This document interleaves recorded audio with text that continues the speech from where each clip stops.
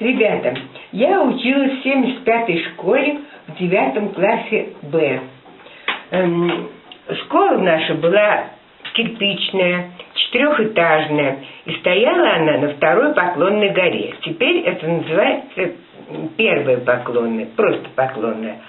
Рядом была гора, которая была покрыта лесом, и наш дом номер 45, где я и многие школьники жили, был последним домом в Москве.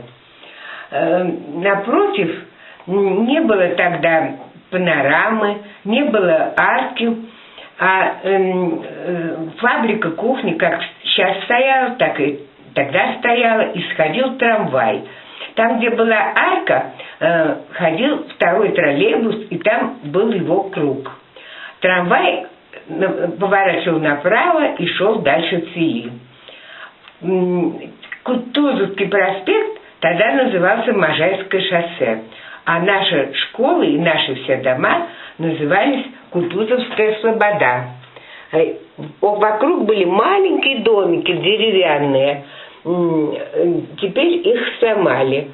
И до самого Киевского вокзала было много деревянных домиков. Дома, которые сейчас большие, они были построены позже.